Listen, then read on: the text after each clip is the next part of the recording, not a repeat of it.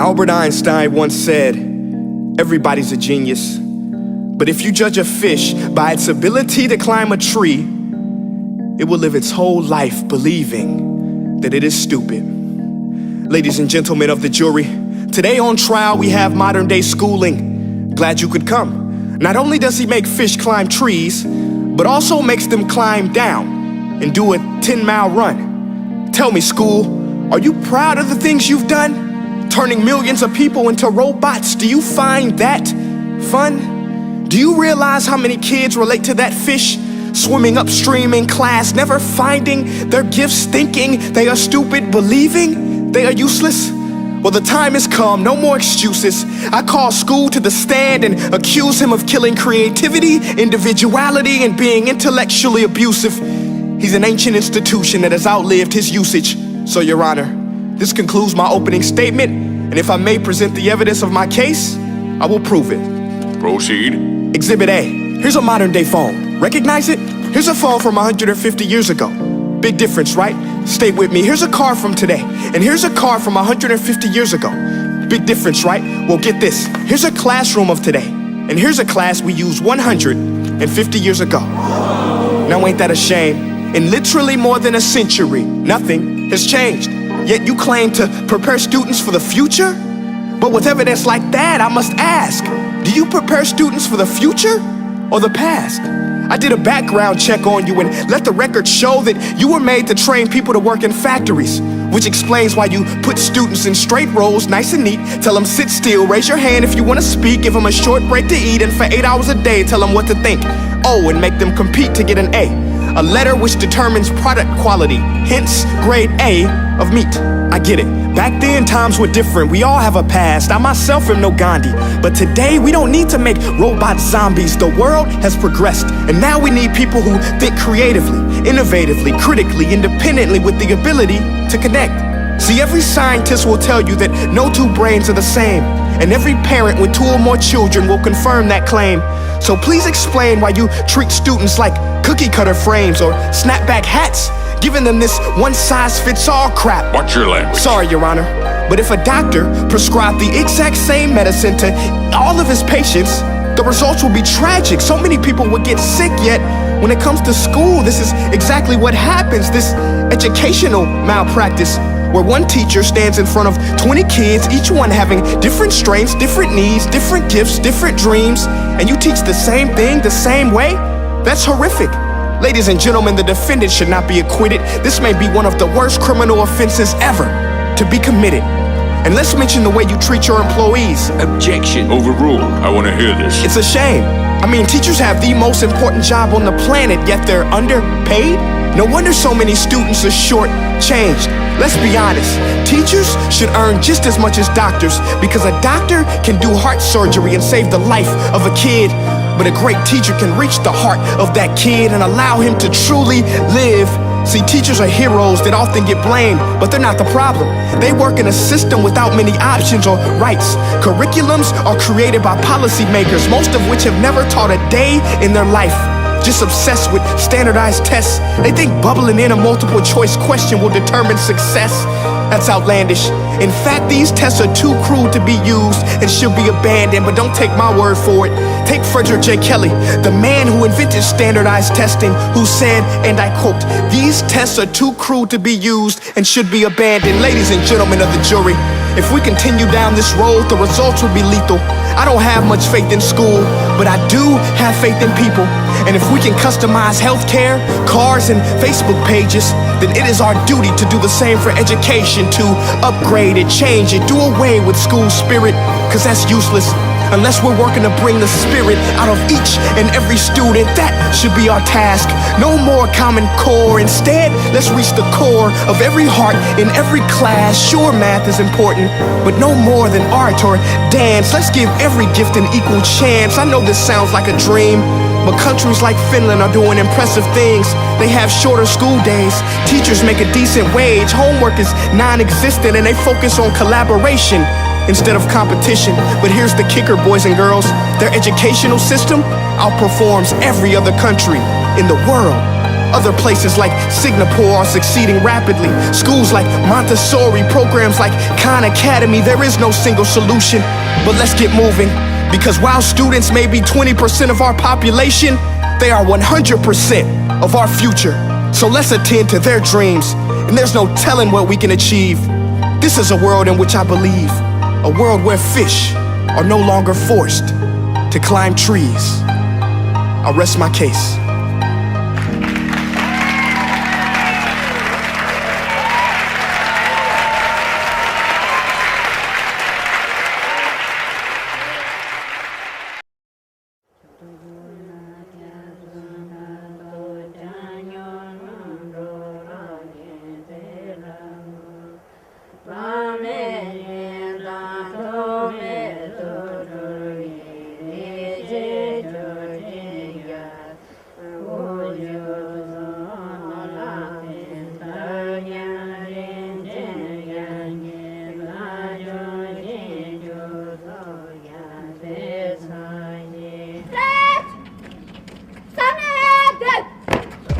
I think we see education as crucial. It's an absolutely necessary condition for sustained poverty reduction. Western schooling is responsible for introducing a human monoculture across the entire world. We sort of think that, we educate our kids, we send our kids to school, and peoples who don't mimic those same patterns of education somehow don't educate their kids. Well, of course, that is absurd. I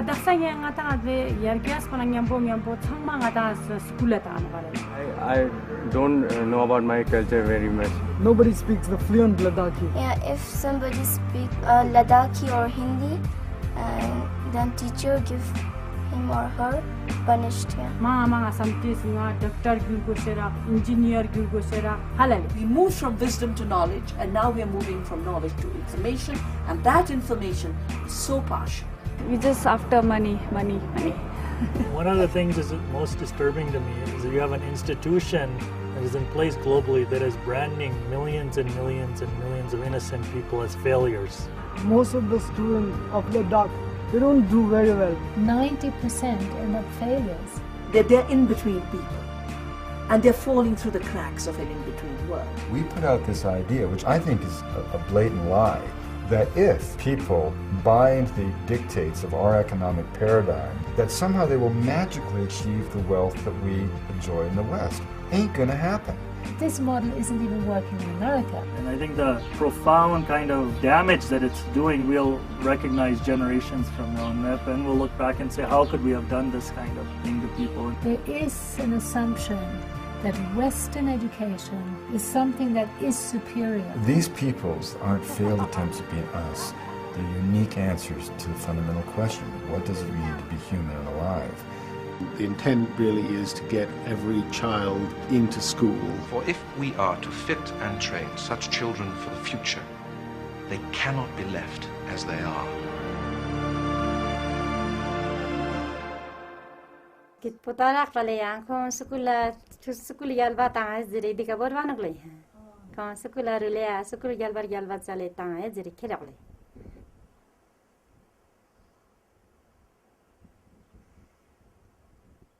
There have been three themes, haven't there, running through the conference, which are relevant to what I want to talk about. One is the extraordinary evidence of human creativity in all of the presentations that we've had and in all the people here. Just the variety of it and the range of it. The second is that it's put us in a place where we have no idea what's going to happen in terms of the future. No idea how this may play out. I have an interest in education. Actually, what I find is everybody has an interest in education. Don't you? But if you ask people about their education, they pin you to the wall. Because it's one of those things that goes deep with people. Am I right? Like religion and money and other things. So I have a big interest in education, and I think we all do. We have a huge vested interest in it, partly because it's education that's meant to take us into this future that we can't grasp. If you think of it, children starting school this year will be retiring in 2065. Nobody has a clue. Despite all the expertise that's been on parade for the past 4 days, what the world will look like in 5 years' time. And yet we're meant to be educating them for it. So the unpredictability, I think, is extraordinary. And the third part of this is that we've all agreed, nonetheless, on the really extraordinary capacities that children have, their capacities for innovation. So I want to talk about education, and I want to talk about creativity. My contention is that creativity now is as important in education as literacy, and we should treat it with the same status. What these things have in common is that kids will take a chance. You know, if they don't know, they'll have a go. Am I right? They're not frightened of being wrong. Now, I don't mean to say that being wrong is the same thing as being creative. What we do know is, if you're not prepared to be wrong, you'll never come up with anything original. If you're not prepared to be wrong. And by the time they get to be adults, most kids have lost that capacity. They have become frightened of being wrong. And we run our companies this, by the way. We stigmatize mistakes. And we're now running national education systems where mistakes are the worst thing you can make. And the result is that we are educating people out of their creative capacities. Picasso once said this. He said that all children are born artists. The problem is to remain an artist as we grow up. I believe this passionately, that we don't grow into creativity, we grow out of it. Or rather, we get educated out of it. So why is this? But something strikes you when you move to America and when you travel around the world. Every education system on Earth has the same hierarchy of subjects. Everyone, doesn't matter where you go. You think it would be otherwise, but it isn't. At the top are mathematics and languages, then the humanities, and at the bottom are the arts, everywhere on Earth. And in pretty much every system, too, there's a hierarchy within the arts. Art and music are normally given a higher status in schools than drama and dance. There isn't an education system on the planet that teaches dance every day to children the way we teach them mathematics. Why? Why not? I think this is rather important. I think maths is very important, but so is dance. Children dance all the time if they're allowed to. We all do. We all have bodies, don't we? You know, did I miss a meeting? I mean, I think... Truthfully, what happens is, as children grow up, we start to educate them progressively from the waist up. And then we focus on their heads, and slightly to one side. If you were to visit education as an alien and say, what's it for, public education, I think you'd have to conclude, if you look at the output, you know, who really succeeds by this? Who does everything they should? Who gets all the brownie points? You know, who are the winners?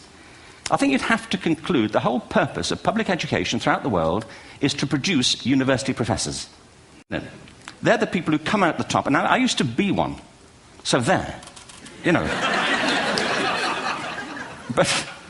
And I like university professors, but, you know, we shouldn't hold them up as the high watermark of all human achievement. They're just a form of life. You know, another form of life. But they're rather curious, and I say this out of affection for them. There's something curious about professors. In my experience, not all of them, but typically, they live in their heads. They live up there, and slightly to one side. They're disembodied, you know, in a kind of literal way. You know, they look upon their body as a form of transport for their heads. You know, it's... Don't they? It's a way of getting their head to meetings. Our education system is predicated on the idea of academic ability. And there's a reason. The whole system was invented around the world. There were no public systems of education really before the 19th century.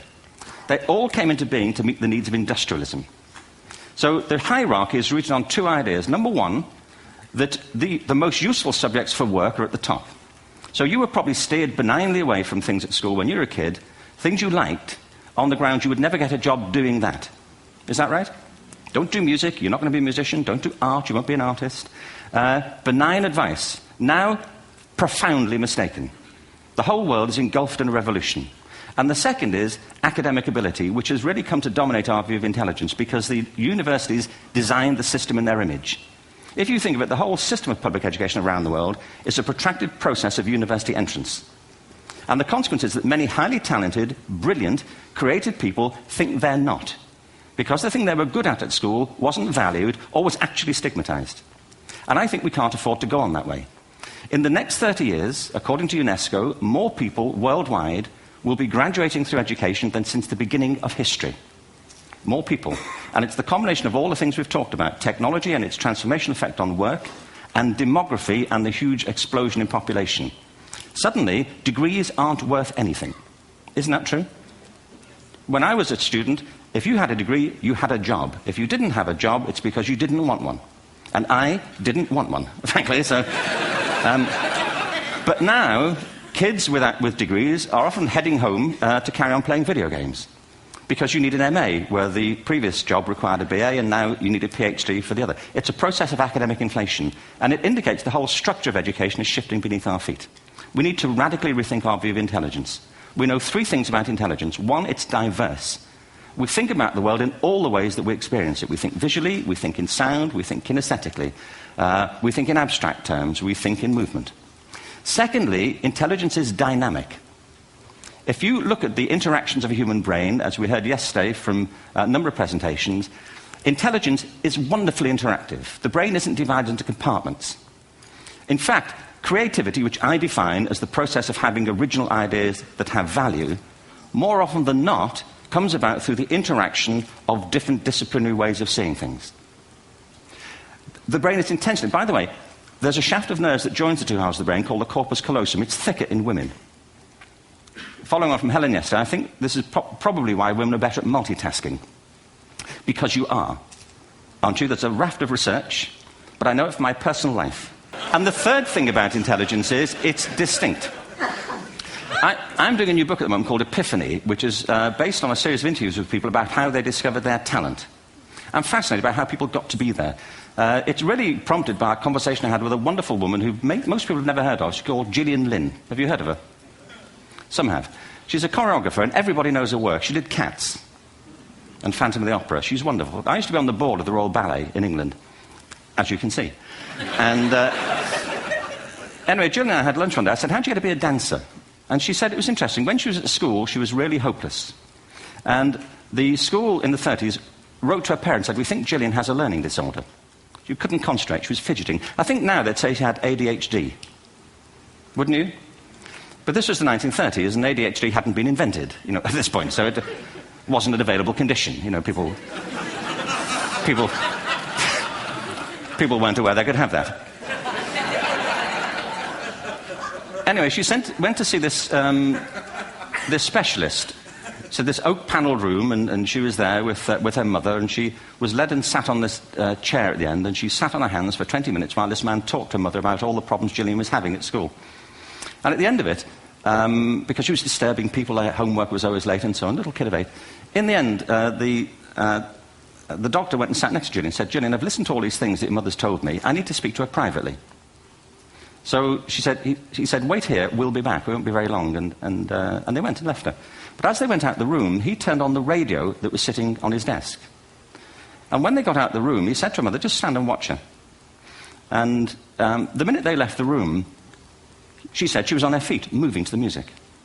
And they watched for a few minutes, and he turned to her mother, and he said, Mrs. Lynn, Gillian isn't sick. She's a dancer. Take her to a dance school. I said, what happened? He said, she did. I can't tell you how wonderful it was. We walked in this room, and it was full of people like me. People who couldn't sit still. People who had to move to think. Who had to move to think. They did ballet, they did tap, they did jazz, they did modern, they did contemporary. She was eventually auditioned for the Royal Ballet School. She became a soloist. She had a wonderful career at the Royal Ballet. She eventually graduated from the Royal Ballet School, found her own company, the Gillian Dance Company, met Andrew Lloyd Webber. She's been responsible for some of the most successful musical theatre productions in history. She's given pleasure to millions, and she's a multi-millionaire. Somebody else might have put her on medication and told her to calm down. Now, I believe our only hope for the future is to adopt a new conception of human ecology, one in which we start to reconstitute our conception of the richness of human capacity. Our education system has mined our minds in the way that we strip mine the earth for a particular commodity, and for the future it won't serve us. We have to rethink the fundamental principles on which we're educating our children. There was a wonderful quote by Jonas Salk, who said, if all the insects were to disappear from the earth, within 50 years, all life on earth would end. If all human beings disappeared from the earth, within 50 years, all forms of life would flourish. And he's right.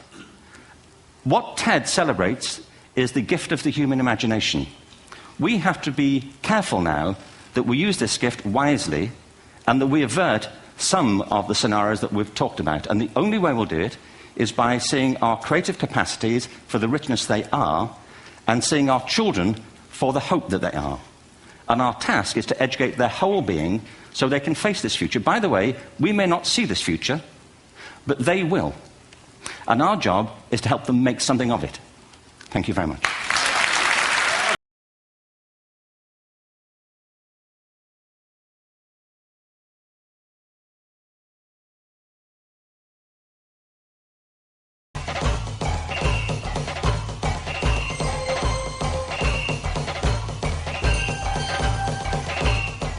La educación, por más cambios que ha tenido a lo largo de la historia, tenía la esencia de enseñar a vivir en la Tierra, a adaptarnos al mundo físico, aprender sobre la formación de las cosas, sobre el manejo de la supervivencia, sobre la lógica del cuerpo de Dios, sobre la comunicación entre los seres, sobre la relación entre los seres.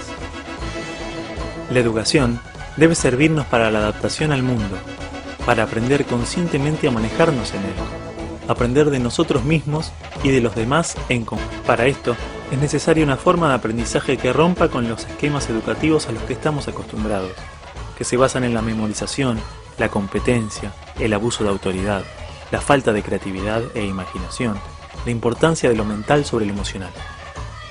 Un nuevo sistema debe basarse en la emoción, el aprendizaje mediante la experimentación y el descubrimiento, que fomente la integración. Una herramienta amplia que acepta cualquier tipo de herramienta ancestral, moderna, incluso futura, y que permite una ampliación de la visión del aprendizaje que va más allá de la educación, sino va en pro de la integración del ser humano, desde que uno nace hasta que uno muere. Lo que hace es permitir que todo sistema pedagógico se una y debata no para la generación de una escuela nueva, sino para la generación de un aprendizaje nuevo. Va más allá de lo que cualquiera de nosotros hemos venido a trabajar en la educación. Va en realidad por lo que los índigo y los cristal hemos nacido. Para aprender y ayudar a aprender. Para aprender y ayudar a aprender. Y nada más. ¿Dónde aprendimos sobre los ecosistemas? ¿Visitando un bosque o mediante una fotografía en un libro? ¿Dónde aprendimos a manejar nuestro cuerpo? ¿Danzando, jugando o en un afiche con nombres complicados? ¿Cómo aprendemos idiomas? ¿Escribiendo, leyendo o comunicándonos en conjunto?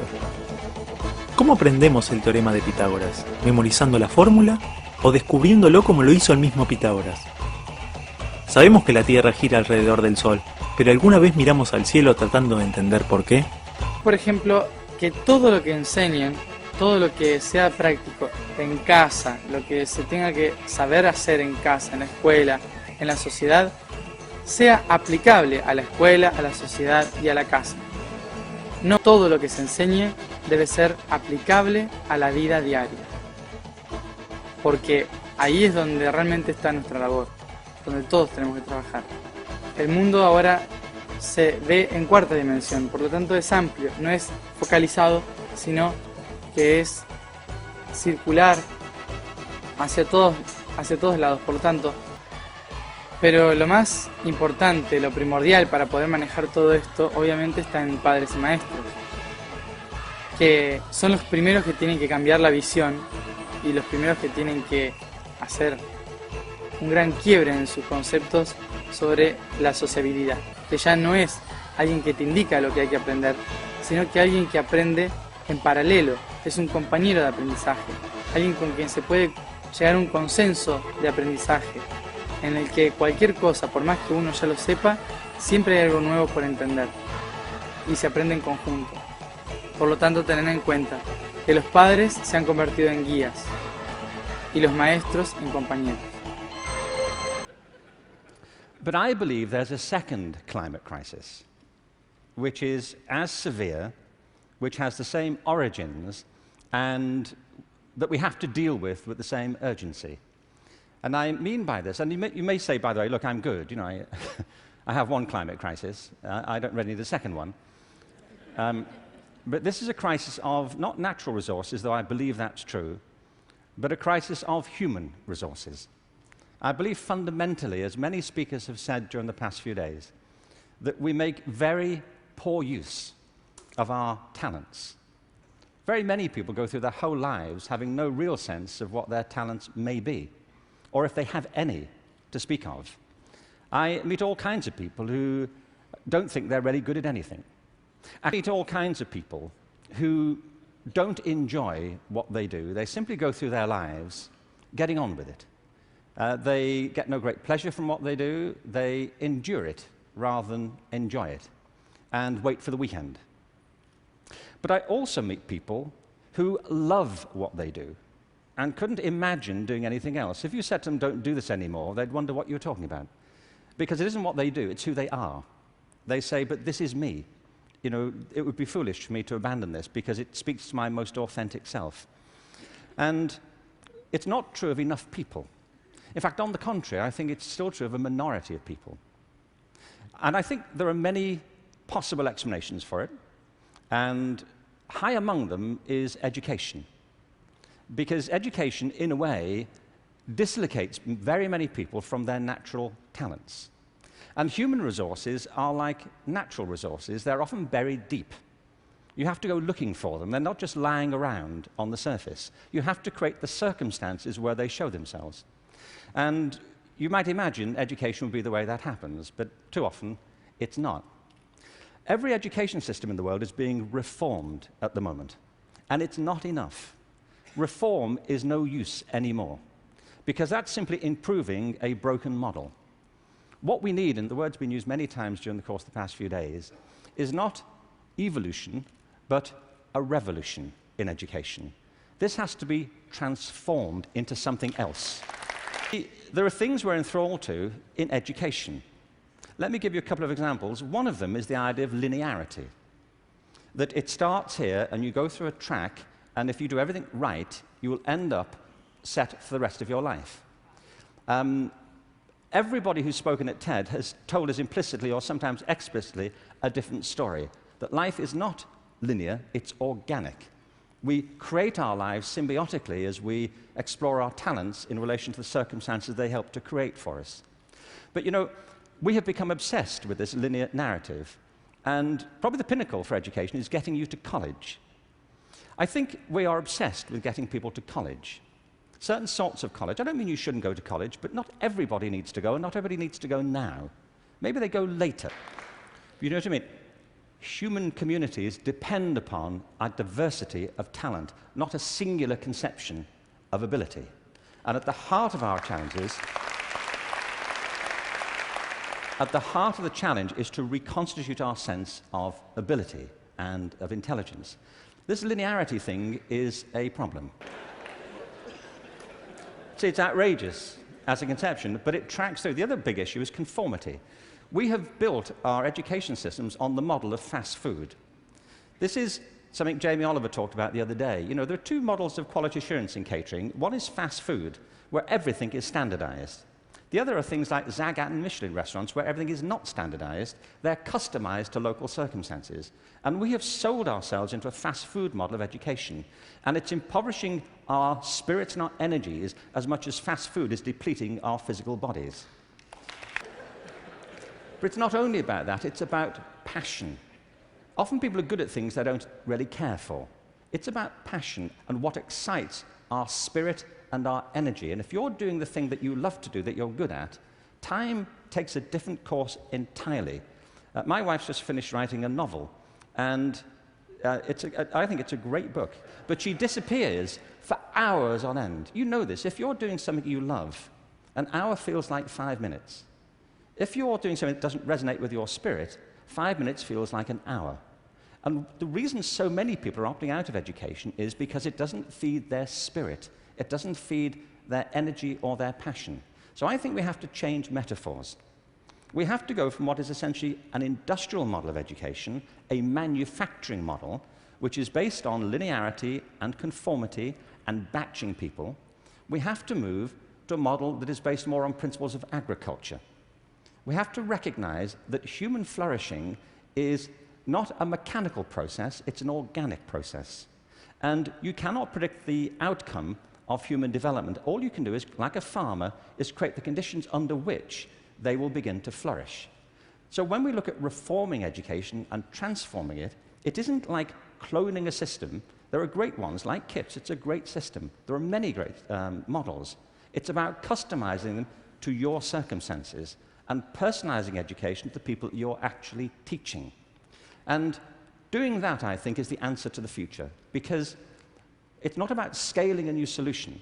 It's about creating a movement in education in which people develop their own solutions, but with external support based on a personalized curriculum. Now, kids are born very good learners, and then basically we spend the rest of their life destroying that. So I think it's really about understanding the social behavior of kids, both online and in the physical world, and trying to tie that together, connect that learning into the traditional academics. We use 4 words to describe what is the essential pieces of learning, which is project, peers, passion, and play. So project-oriented, kids like to do things, and so help them learn while they're doing things. Peers, kids like to teach each other, just not only the same age, but across ages and with adults. So I think it's a social behavior, not just studying for a test by yourself. Passion is so important. You know, I think an ounce of passion is worth as much education as you could ever imagine, because kids that are passionate will continue to learn forever. The idea is that kids hang around with each other, and they see somebody doing something, and they say, hey, can I try that? And then they mess around. And if they find that interesting, they geek out about it. And that's the pathway to learning. It's not, is it going to be on the test? Do I need it for my degree? Education is what other people do to you, whereas learning is what you do to yourself. Another principle I like is disobedience over compliance. You never get a Nobel Prize for doing what you're told. You actually come up with new ideas by questioning authority and thinking for yourself. Another one I like is compasses over maps. For me, having a compass heading and then sort of figuring it out as you go along in many cases is very important. But the world is so complex and so changing that you don't really know exactly what's going to happen when you get there. And the cost of making the plan or the map often exceeds the cost of just trying things. Another one I'll mention is pull over push. So it's pulling things from the network when you need them, rather than stalking and planning and preparing and then centrally controlling it. So it's the difference between centralized control, top-down control, versus much more bottom-up or innovation on the edges.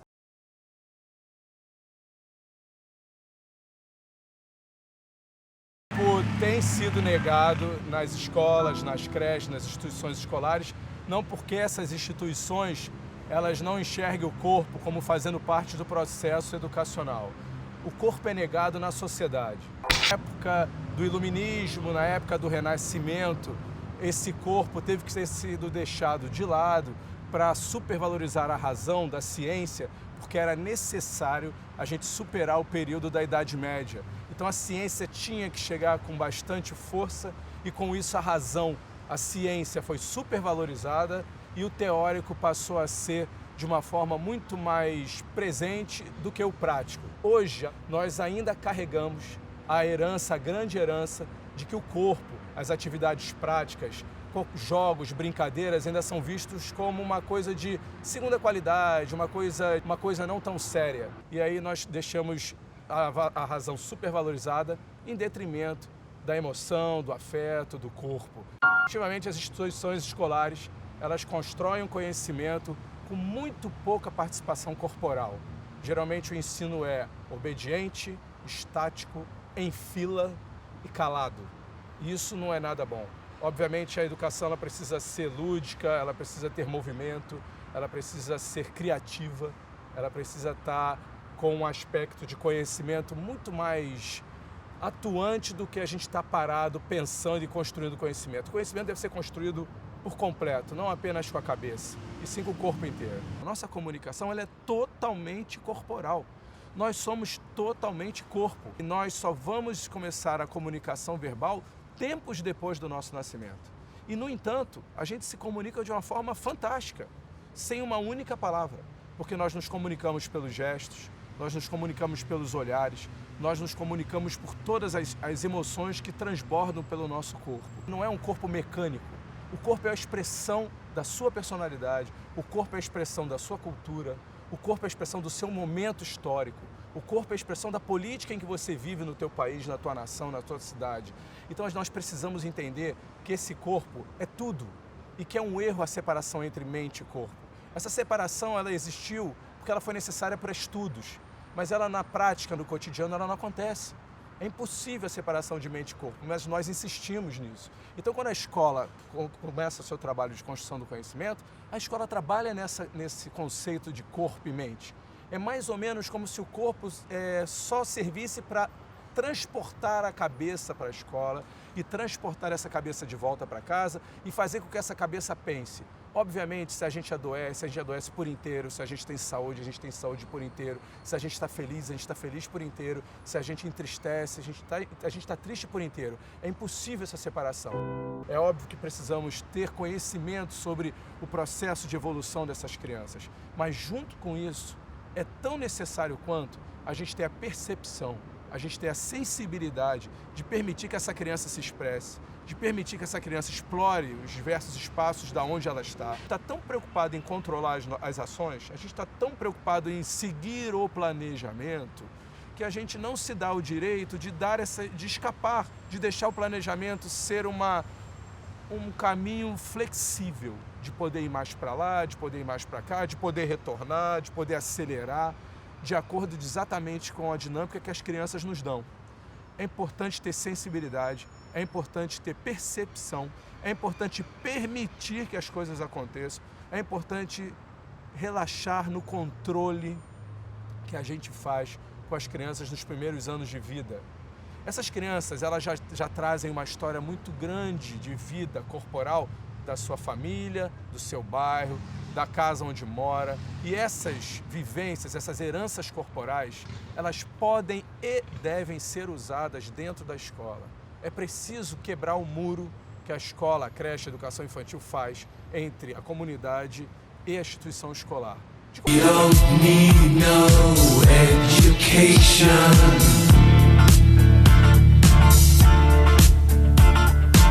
We don't need no thought control. No dark sarcasm in the classroom.